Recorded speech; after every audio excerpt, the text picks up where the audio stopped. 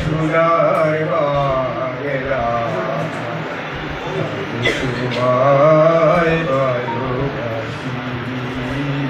সম্প্রতি ভারতের আসামে এক অনুষ্ঠানে আমার সোনার বাংলা আমি তোমায় ভালোবাসি গানটি গাওয়ায় কংগ্রেস সেবা দলের কর্মী বিদ্যুৎভূষণ দাসকে নিয়ে সমালোচনা শুরু হয়েছে। সামাজিক যোগাযোগের মাধ্যমে সে ভিডিও ছড়িয়ে পড়ার পর বিতর্ক শুরু হয়েছে। বৃহস্পতিবার দ্য ইন্ডিয়ান এক্সপ্রেসের প্রতিবেদনে বলা হয়েছে, ভিডিওটি কয়েকজন মন্ত্রী ও বিজেপির রাজ্য শাখাও শেয়ার করেছে। তাদের অভিযোগ, বিদ্যুৎভূষণ বাংলাদেশের জাতীয় সঙ্গীত গেয়েছেন। তবে বিদ্যুৎ বলছেন তিনি ছোটবেলা থেকেই গানটি মনে টানে গেয়েছেন। এ নিয়ে বিতর্ক শুরু হওয়ায় তিনি বিস্মিত ও উদ্বিগ্ন।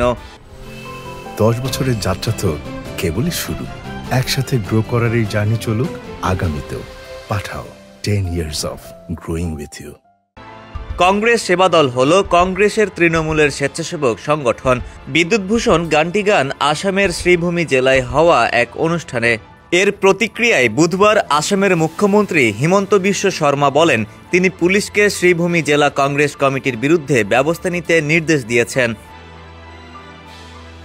কংগ্রেসের বিরুদ্ধে অভিযোগ এনে বিশ্ব শর্মা বলেন, দলটি ভারতের জাতীয় সঙ্গীতের পরিবর্তে বাংলাদেশের জাতীয় সঙ্গীত পরিবেশন করেছে, যা ভারতের প্রতি অসম্মান।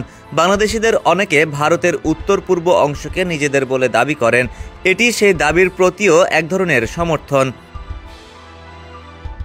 তবে বিদ্যুৎভূষণ বলেছেন, শ্রীভূমি শহর থেকে প্রায় 18 কিলোমিটার দূরের একটি গ্রামে কংগ্রেস সেবা দলের বর্ধিত কমিটির সভায় তাকে আমন্ত্রণ জানানো হয়েছিল।